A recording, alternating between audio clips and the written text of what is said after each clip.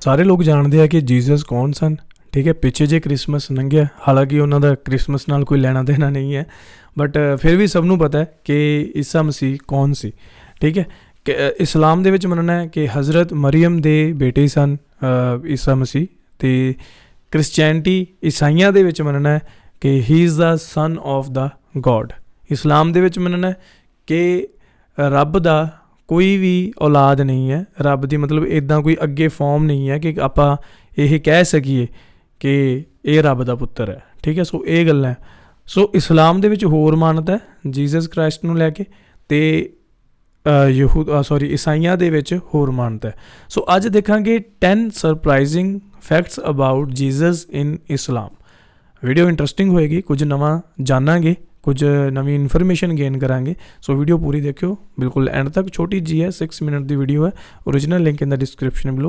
Let's start the video. Jesus, of course, is a central figure of Christianity since he's viewed as divine. However, although not seen in the exact same light as the Christian view, Jesus is still a very important figure in the Islamic faith. Welcome back to another episode of FTD Facts. My name is Leroy Kenton, and in this episode I'm bringing you 10 surprising and interesting facts about Jesus inside of the religion of Islam. Starting off at number 10. So as you look throughout the Quran, Jesus is identified as a prophet of God, and he was sent to the Jews who had over time believed to have deviated from the teachings of Moses as well as other prophets. There was a time also when Jesus said, "Children of Israel, I am the messenger of God sent to you confirming the Torah which came before." And that's in the Quran Surah 61 verse 6. Jesus is believed to be I think ਇੱਥੇ ਆਪਾਂ ਉਹ ਜਿਹੜੀ ਹਜ਼ਰਤ ਮਰੀਮ ਦਾ ਵਾਕਿਆ ਜੋ ਆਪਾਂ ਦੇਖਿਆ ਸੀ, ਉਹਦੇ ਵਿੱਚ ਕਹਿੰਦੇ ਸੀ ਕਿ ਜਦੋਂ ਜੀਸਸ ਜਦੋਂ ਛੋਟੇ ਜਿਹੇ ਸੀ, ਬਿਲਕੁਲ ਛੋਟੇ ਜਿਹੇ ਸੀ, ਜਦੋਂ ਹਜੇ ਬਹੁਤ ਹੀ ਛੋਟੇ, ਪਤਾ ਨਹੀਂ ਮੈਨੂੰ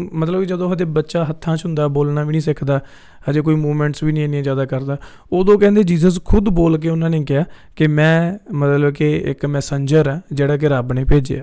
ਸੋ ਉਸ ਤੋਂ ਬਾਅਦ ਸਾਰੇ ਮੰਨਣ ਲੱਗ ਗਏ ਅਤੇ ਐਂਡ ਸਾਰਿਆਂ ਨੇ ਮਤਲਬ ਕਿ ਉਹਨਾਂ ਨੂੰ ਐਕਸੈਪਟ ਕੀਤਾ। ਨਹੀਂ ਤਾਂ ਹਜ਼ਰਤ ਮਰੀਮ ਨੂੰ ਪਹਿਲਾਂ ਉਹਨਾਂ ਨੇ ਪਿੰਡ 'ਚੋਂ ਕੱਢਤਾ ਸੀਗਾ, ਕਿਉਂਕਿ ਉਹ ਇੱਕ ਕੁਆਰੀ ਸੀਗੇ ਹੈ ਨਾ, ਅਤੇ ਕੁਆਰੀ ਦੇ ਘਰ ਇੱਕ ਬੱਚਾ ਹੋਇਆ ਸੀ, ਜਿਹਦੇ ਕਰਕੇ ਸਾਰਿਆਂ ਨੇ ਮਤਲਬ ਉਹਨਾਂ ਨੂੰ ਪਿੰਡ 'ਚੋਂ ਜਿਹੜਾ ਕੱਢਤਾ ਸੀਗਾ। ਅਤੇ ਪਰ ਜਦੋਂ ਉਹਨਾਂ ਦਾ ਜਨਮ ਹੋਇਆ, ਉਸ ਤੋਂ ਬਾਅਦ ਉਹ ਵਾਪਸ ਆਏ, ਤਾਂ ਜਿਹੜਾ ਮੈਂ ਤੁਹਾਨੂੰ ਅੱਗੇ ਗੱਲ ਦੱਸੀ ਆ ਕਿ ਉਹ ਬਹੁਤ ਛੋਟੇ ਸੀ, ਪਰ ਉਹਨਾਂ ਨੇ ਉਹ ਚੀਜ਼ ਬੋਲੀ। ਹਾਲਾਂਕਿ ਬੱਚਾ ਜਿਹੜਾ ਹੁੰਦਾ ਉਹ ਤੁਹਾਨੂੰ ਪਤਾ ਕੋਈ 8 9 10 ਮਹੀਨਿਆਂ ਬਾਅਦ ਜਾ ਕੇ ਉਹ ਬੋਲਣਾ ਸ਼ੁਰੂ ਕਰਦਾ, ਕੁਝ ਮੂਵਮੈਂਟਸ ਕਰਦਾ, ਉੱਦਾਂ ਦੀਆਂ ਸਮਝਦਾ। ਪਰ ਕਹਿੰਦੇ ਕਿ ਇਹ ਜੰਮਦੇ ਹੋਏ ਹੀ ਮਤਲਬ ਕਿ ਇਹਨਾਂ ਨੇ ਜਿਹੜਾ ਇੱਦਾਂ ਖੁਦ ਬੋਲ ਕੇ ਗਿਆ, ਤਾਂ ਲੋਕਾਂ ਨੇ ਇਸ ਗੱਲ 'ਤੇ ਵਿਸ਼ਵਾਸ ਕੀਤਾ। ਇਹ ਮਤਲਬ ਕਿ ਇਸਲਾਮ ਦੇ ਅਕੋਰਡਿੰਗ ਹੈ। The last in line of the Jewish prophets, and he lived according to the Torah, which is the law of Moses, as well as he taught his followers to do the same. Also, the next thing to know is that the Prophet Muhammad is only mentioned a total of 4 times in the Quran, while Jesus, however, is mentioned 25 times by name. Not a lot of people know that. Now, while Jesus is recognized as the Son of God in the Bible, the Quran, however, uses other titles for Jesus, but it doesn't use the term Son of God. It uses titles like the Messenger of God, the Word of God, Son of Mary. Even at one point it uses the term the Spirit from God. Now on top of that, Jesus is referred more than any other person in the Quran next to Moses, but not all mentions are by name. Instead, some of these references just use a term like Messiah and Son of Mary and things like that. Another popular Muslim view is that out of all the prophets and messengers of God, Jesus is the only messenger who received the title of Messiah. And that's also found in the Quran. Now the term can be translated as the anointed one, and the phrase in Arabic al-Masih also refers to the role of Jesus in the end times in Islam. But most of the information about Jesus' role in the end times is found in the Hadith, which are the records of Islamic traditions and sayings of the Prophet Muhammad, and not actually in the Quran itself. Now the next thing to know is that not just Christians believe that Jesus was born of a virgin. So when you go back to the birth of Jesus, Muslims believe that Jesus was born of the Virgin Mary in a miraculous birth, which was a miracle by God. It's also interesting to note that inside of the Quran, Jesus actually talks while he's in a cradle, like as a baby. It says then she, Mary, pointed to him, and they said, "How can we talk to one who is a child in the cradle?" He, Jesus, said, "Verily, I am a slave of God. He has given me the scriptures and made me a prophet." And that's in Quran Surah 19, verses 29 to 30. Now, I don't know about you guys, but prophet or not, sign from God or not, miracle or not, I don't care. If I see a talking baby, it's a wrap.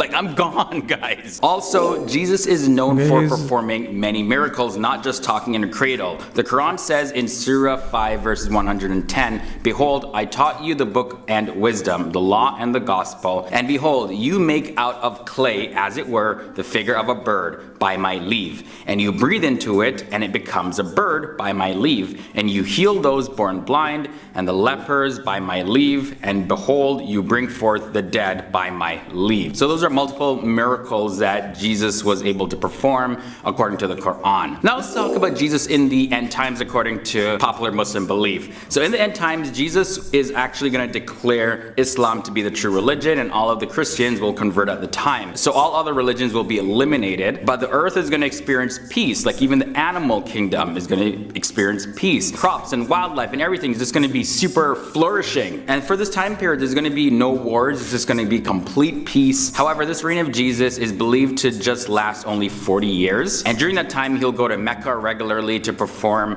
the pilgrimage. It's also believed that he's going to have children and then eventually pass away and buried in Medina next to the Prophet Muhammad. Now again, that's not the blanket belief of the Muslims. It's just based on a popular school of thought. Alright, 2 more facts left. The Prophet Muhammad is often seen by non-Muslims as the equivalent to Jesus when you compare it to Christianity. However, according to the Quran, Muslims believe that Jesus is not greater or better than the Prophet Muhammad, and also that the Prophet Muhammad isn't greater or better than Jesus. As a matter of fact, no prophet is greater than any other prophet. They're just prophets that God sent to fulfill a certain purpose, and that's pretty much it. And the final thing is, when we look at the crucifixion of Jesus, Muslims believe, according to the Quran, that Jesus was not crucified. Rather, it appeared that he was crucified, and that instead of being buried, he was actually taken up from the cross, and God brought him to heaven. Now, the Quran doesn't necessarily explain who that person was that was actually crucified that looked like Jesus. They believe that it appeared to be Jesus, but there's no real detail about who that other person was. You can find this in the Quran in Surah 4, verses 157. It said, "They did not kill him, nor did they crucify him, but another was made to resemble him to them." And also it says in Surah 4, verses 158, "God lifted him up to his presence. God is Almighty, all wise." Alright guys, so that was a brief look at Jesus in Islam. As always, I want to hear from you. Let me know your thoughts and comments. Okay, so ਇਹ ਸੀਗੀ ਅੱਜ ਦੀ ਇੱਕ video. Already ਜਿਹੜੇ 1-2 facts ਮੈਂ ਤੁਹਾਡੇ ਨਾਲ ਪਹਿਲਾਂ ਹੀ share ਕਰ ਲਏ ਸੀਗੇ। ਮੈਨੂੰ ਨਹੀਂ ਪਤਾ ਸੀਗਾ ਕਿ ਵੀਡੀਓ ਦੇ ਵਿੱਚ ਕੀ ਹੋਣ ਵਾਲਾ, ਬਟ ਜਿਹੜੀਆਂ ਆਪਾਂ ਪਿੱਛੇ ਵੀਡੀਓਜ਼ ਦੇਖੀਆਂ ਕਿ ਇਸਲਾਮ ਦੇ ਵਿੱਚ ਜੀਸਸ ਨੂੰ ਕਿਸ ਤਰ੍ਹਾਂ ਦੇਖਿਆ ਜਾਂਦਾ, ਉਹ ਮੈਂ ਤੁਹਾਨੂੰ ਸ਼ੇਅਰ ਕੀਤਾ ਸੀਗਾ। ਪਰ ਵੀਡੀਓ ਦੇ ਵਿੱਚ ਵੀ ਇਹਨਾਂ ਨੇ ਅੱਛੇ ਜਿਹੜੇ ਇੱਕ ਮਤਲਬ ਪੂਰੇ ਪੁਆਇੰਟਸ ਦੱਸੇ, 10 ਪੁਆਇੰਟ ਇਹਨਾਂ ਨੇ ਦੱਸੇ, ਤੇ 10 ਪੁਆਇੰਟ ਇਸਲਾਮ ਦੇ ਅਕੋਰਡਿੰਗ ਦੱਸਿਆ ਕਿ ਇਸਲਾਮ ਦੇ ਅਕੋਰਡਿੰਗ ਜੀਸਸ ਕੌਣ ਸਨ, ਕਿੱਦਾਂ ਦੇ ਸਨ, ਕਿਵੇਂ ਸਨ। ਠੀਕ ਹੈ, ਜਿਹੜਾ ਬੋਲਣ ਵਾਲਾ ਵਾਕਿਆ ਹੈ ਨਾ, ਉਹ ਸ਼ਾਇਦ ਕਈ ਲੋਕ ਨਹੀਂ ਮੰਨਦੇ ਹੋਣਗੇ ਕਿਉਂਕਿ ਉਹ ਇੱਕ ਚੀਜ਼ ਮੈਜੀਕਲ ਲੱਗਦੀ ਹੈ, ਚਮਤਕਾਰ ਲੱਗਦਾ। ਅਤੇ ਦੇਖੋ, ਗੁਰਬਾਣੀ ਦੇ ਵਿੱਚ ਚਮਤਕਾਰ ਤਾਂ ਮਤਲਬ ਕਿ ਨਹੀਂ ਮੰਨੇ ਜਾਂਦੇ। ਸਾਡੇ ਇੱਧਰ ਸਿੱਖਿਜ਼ਮ ਵਿੱਚ ਚਮਤਕਾਰ ਨਹੀਂ ਮੰਨੇ ਜਾਂਦੇ। ਹਿੰਦੂਜ਼ਮ ਵਿੱਚ ਭਰ ਕੇ ਚਮਤਕਾਰ ਹੈ। ਮਤਲਬ ਕਿ ਤੁਹਾਨੂੰ ਹਰ ਉਹਨਾਂ ਦੀ ਸਟੋਰੀ ਦੇ ਵਿੱਚ ਚਮਤਕਾਰ ਦੇਖਣ ਨੂੰ ਮਿਲਣਗੇ। ਲਾਈਕ ਮੈਨੂੰ ਪਹਿਲਾਂ ਲੱਗਦਾ ਸੀ ਇਸਲਾਮ ਵੀ ਸ਼ਾਇਦ ਇਹਨਾਂ ਚੀਜ਼ਾਂ ਦਾ ਵਿਰੋਧ ਕਰਦਾ, ਪਰ ਹੁਣ ਜਿੱਦਾਂ ਖਬਰਾਂ ਕਹਿ ਰਹੇ, ਹੁਣ ਜਿੱਦਾਂ ਰਿਸਰਚ ਕਰ ਰਹੇ ਹਾਂ, ਪਤਾ ਲੱਗ ਰਿਹਾ ਇਸਲਾਮ ਦੇ ਬਾਰੇ, ਇਸਲਾਮ ਦੇ ਵਿੱਚ ਵੀ ਜੋ ਚਮਤਕਾਰ ਜਿਹੜੇ ਹੈ ਕੀਤੇ ਗਏ ਹੈ। ਮੈਂ ਸਿਰਫ ਵੀਡੀਓਜ਼ ਦੇਖਦਾ, ਉਹ ਨਹੀਂ ਤੁਹਾਡੇ ਸਾਹਮਣੇ ਜੋ ਵੀਡੀਓਜ਼ ਦੇਖਦਾ ਸਿਰਫ ਉਹ ਨਹੀਂ, ਮੈਂ ਮਤਲਬ ਕਿ ਆਫਲਾਈਨ ਵੀ ਮੇਰਾ ਰਿਸਰਚ ਜਿਹੜੀ ਚੱਲਦੀ ਰਹਿੰਦੀ ਹੈ। ਸੋ ਮੈਨੂੰ ਕੱਲ੍ਹ ਹੀ ਇੱਕ ਜਿਹੜਾ ਵਾਕਿਆ ਮੈਂ ਦੇਖਿਆ ਸੁਣਿਆ ਹਜ਼ਰਤ ਰਾਬੀਆ ਦਾ, ਕਿ ਉਹ ਮਤਲਬ ਕਿ ਉਹਨਾਂ ਨੇ ਮੱਕਾ ਕਾਬਾ ਜਾਣਾ ਸੀ ਪਰ ਉਹ ਜਾ ਨਹੀਂ ਪਾਉਂਦੇ ਸੀ, ਉਹਨਾਂ ਦੀ ਜੋ ਸਿਚੁਏਸ਼ਨ ਉੱਦਾਂ ਦੀ ਨਹੀਂ ਸੀ, ਅਤੇ ਕਾਬਾ ਖੁਦ ਚੱਲ ਕੇ ਉਹਨਾਂ ਦੇ ਕੋਲ ਪਹੁੰਚ ਗਿਆ। ਅਤੇ ਇੱਕ ਹੋਰ ਹਜ਼ਰਤ ਸੀਗੇ, ਉਹ ਉੱਥੇ ਗਏ ਜਦੋਂ ਮੱਕਾ ਕਾਬਾ, ਉਹਨਾਂ ਨੇ ਅੱਲਾ ਨੂੰ ਪੁੱਛਿਆ ਕਿ ਹੇ ਅੱਲਾ, ਤੇਰਾ ਕਾਬਾ ਕਿੱਥੇ ਹੈ? ਤਾਂ ਉਹਨਾਂ ਨੂੰ ਆਵਾਜ਼ ਆਈ ਕਿ ਮਤਲਬ ਕਿ ਮੈਂ ਹਜ਼ਰਤ ਰਾਬੀਆ ਨੂੰ ਆਪਣੇ ਦਰਸ਼ਨ ਦੇਣ ਲਈ ਗਿਆ ਹੋਇਆ। ਸੋ ਇਹ ਮੈਨੂੰ ਇੱਕ ਹੋਰ ਚਮਤਕਾਰ ਜਿਹੜਾ ਸੁਣਨ ਨੂੰ ਮਿਲਿਆ ਇਸਲਾਮ ਦੇ ਵਿੱਚ।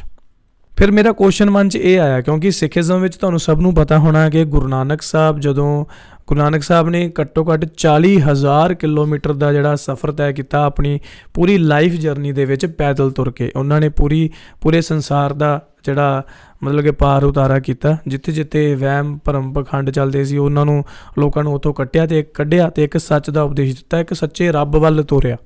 ਠੀਕ ਹੈ, ਉੱਥੇ ਉਹ ਧਰਮ ਦੀ ਗੱਲ ਨਹੀਂ ਸੀ ਉੱਥੇ, ਠੀਕ ਹੈ, ਵੀ ਕਿਹੜਾ ਧਰਮ ਹੈ, ਕਿਸ ਧਰਮ ਤੋਂ ਹੈ, ਹਿੰਦੂ, ਮੁਸਲਿਮ, ਸਿੱਖ, ਈਸਾਈ। ਉਸ ਟਾਈਮ ਉਹਨਾਂ ਨੇ ਇਨਸਾਨੀਅਤ ਦੀ ਗੱਲ ਕੀਤੀ ਕਿ ਸੱਚ ਕੀ ਹੈ। ਕਿਉਂਕਿ ਲਾਈਕ ਜਿਵੇਂ ਹੁਣ ਹਿੰਦੂਜ਼ਮ ਵਿੱਚ ਹੈ, ਸੂਰਜ ਨੂੰ ਪਾਣੀ ਦਿੰਦੇ ਆ ਨਦੀ ਵਿੱਚ ਵੜ ਕੇ, ਜਾਂ ਸਵੇਰੇ ਹੁਣ ਵੀ ਲੋਕ ਆਪਾਂ ਦੇਖਦੇ ਹਾਂ ਸੂਰਜ ਨੂੰ ਉਹ ਪਾਣੀ ਚੜਾਉਂਦੇ ਆ ਕਿਉਂਕਿ ਉਹ ਸੂਰਜ ਨੂੰ ਦੇਵਤਾ ਮੰਨਦੇ ਆ। ਅਤੇ ਹਿੰਦੂਜ਼ਮ ਵਿੱਚ ਸੂਰਜ ਨੂੰ ਇੱਕ ਸਟਾਰ ਨਹੀਂ ਮੰਨਿਆ ਜਾਂਦਾ, ਉਹਨੂੰ ਇੱਕ ਗ੍ਰਹਿ ਮੰਨਿਆ ਜਾਂਦਾ। ਗੁਰਬਾਣੀ ਵਿੱਚ ਪਹਿਲਾਂ ਹੀ ਸਾਰੀਆਂ ਚੀਜ਼ਾਂ ਆਲਰੇਡੀ ਮੈਂਸ਼ਨ ਨੇ ਕਿ ਜੋ ਜਿੱਦਾਂ ਇਸਲਾਮ ਵਿੱਚ ਵੀ ਇਹ ਚੀਜ਼ ਮੰਨੀ ਜਾਂਦੀ ਹੈ ਕਿ ਬਿਗ ਬੈਂਗ ਥਿਊਰੀ ਹੋਈ ਹੈ, ਉੱਦਾਂ ਸਿੱਖੀਜ਼ਮ ਵਿੱਚ ਵੀ ਇਹ ਸਾਰੀ ਚੀਜ਼ ਆਲਰੇਡੀ ਦੱਸੀ ਹੋਈ ਹੈ। ਮੈਂ ਕਹੂੰਗੀ ਨਾਲ ਸਾਰੇ ਕੰਪੈਰੀਜ਼ਨ ਕਰਦਾ ਰਹਿੰਦਾ ਹੁਣ, ਠੀਕ ਹੈ। ਅਤੇ ਮੈਨੂੰ ਵੀ ਇਹ ਚੀਜ਼ਾਂ ਪਹਿਲਾਂ ਨਹੀਂ ਪਤਾ ਸੀ, ਪਰ ਹੁਣ ਮੈਨੂੰ ਇੱਦਾਂ ਹੁੰਦਾ ਕਿ ਯਾਰ ਜੇਕਰ ਇਹ ਚੀਜ਼ਾਂ ਤਾਂ ਕਿਵੇਂ ਹੈ, ਕਿਉਂ ਆ, ਕਿਉਂਕਿ ਜਿਹੜੀ ਬ੍ਰਹਿਮੰਡ ਦੀ ਖੋਜ ਆ ਉਹ ਗੈਲੀਲੀਓ ਨੇ ਕੀਤੀ। ਤੁਹਾਨੂੰ ਸਭ ਨੂੰ ਪਤਾ ਕਿ ਉਹਨੇ ਇੱਕ ਦੂਰਬੀਨ ਬਣਾਈ, ਉਹਨੇ ਗੈਲੀਲੀਓ ਨੇ, ਅਤੇ ਫਿਰ ਉਹਨੇ ਮਤਲਬ ਕਿ ਦੱਸਿਆ ਕਿ ਦੁਨੀਆ ਗੋਲ ਹੈ, ਚੰਦਰਮਾ ਦੀ ਆਪਦੀ ਰੋਸ਼ਨੀ ਨਹੀਂ ਹੈਗੀ, ਸੂਰਜ ਦਾ ਜਿਹੜਾ ਪ੍ਰਕਾਸ਼ ਆਉਂਦਾ ਉਹ ਉਹਦੇ ਤਾਂ ਚਮਕਦਾ।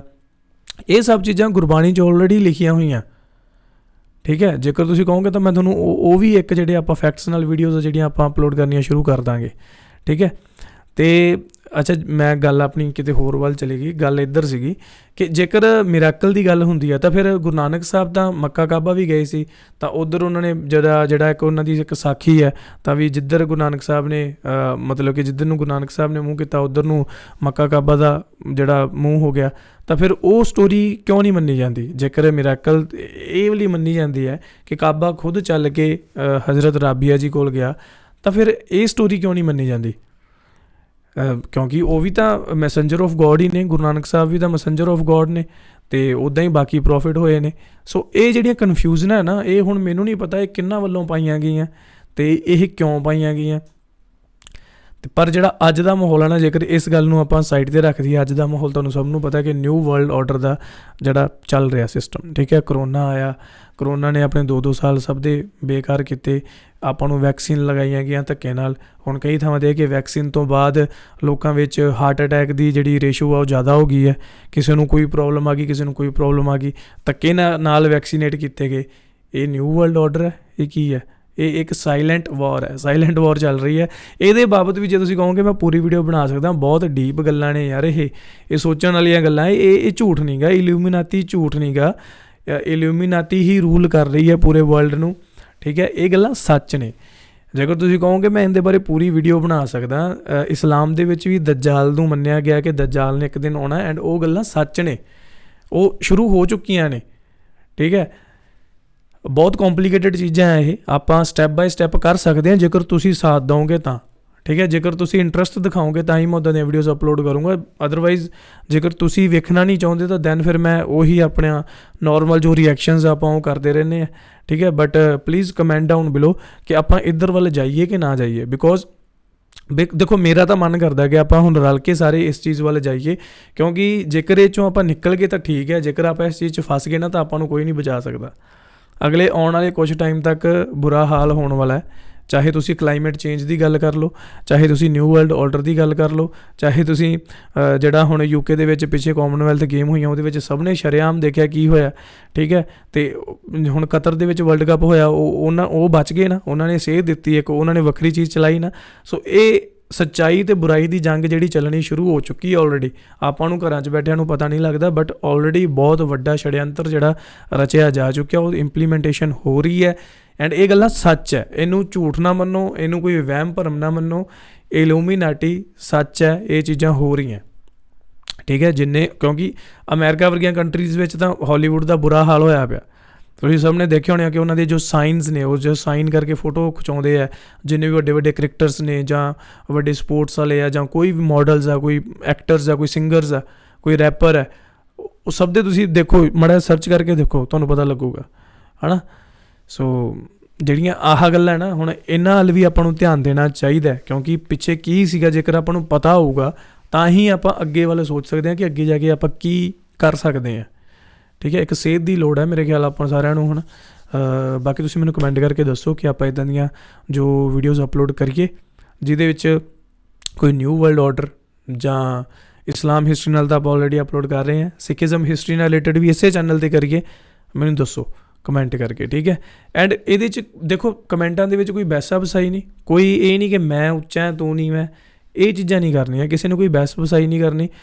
ਸਿਰਫ ਆਪਣਾ ਇੱਕ ਹੈਲਦੀ ਕੰਪੀਟੀਸ਼ਨ, ਹੈਲਦੀ ਮਤਲਬ ਕਿ ਡਿਬੇਟ ਹੈ, ਇੱਕ ਆਪਣੀਆਂ ਗੱਲਾਂ ਰੱਖੋ ਪਰ ਕੋਈ ਗਾਲਾਂ ਤੋਂ ਬਿਨਾਂ ਕਿਸੇ ਲੜਾਈ ਝਗੜੇ ਤੋਂ, ਹੈ ਨਾ, ਤਾਂ ਜੋ ਆਪਾਂ ਇਹਨਾਂ ਚੀਜ਼ਾਂ ਵਿੱਚ ਉਲਝ ਕੇ ਨਾ ਰਹਿ ਜਾਈਏ। ਅੱਗੇ ਪੋਲੀਟਿਕਸ ਇਹ ਚੀਜ਼ ਹੈ, ਪੋਲੀਟਿਕਸ ਹੈ, ਮੀਡੀਆ ਹੈ, ਆਪਾਂ ਨੂੰ ਲੜਾਉਣ ਲਈ ਬਹੁਤ ਆ, ਪਰ ਆਪਾਂ ਖੁਦ ਇਹ ਚੀਜ਼ਾਂ ਨਾ ਕਰੀਏ। ਸੋ ਇਹ ਸਾਰਿਆਂ ਨੂੰ ਮੇਰੀ ਰਿਕੁਐਸਟ ਹੈ ਕਿ ਕਮੈਂਟਾਂ ਦੇ ਵਿੱਚ ਪਲੀਜ਼ ਬਹਿਸਾ ਵਸਾਈ ਨਹੀਂ ਕਰਨੀ, ਬਸ ਜਸਟ ਆਪਾਂ ਇੱਕ ਹੈਲਦੀ ਡਿਬੇਟ ਕਰ ਸਕਦੇ ਹਾਂ, ਆਪਦੀ ਗੱਲ ਰੱਖੋ, ਠੀਕ ਹੈ।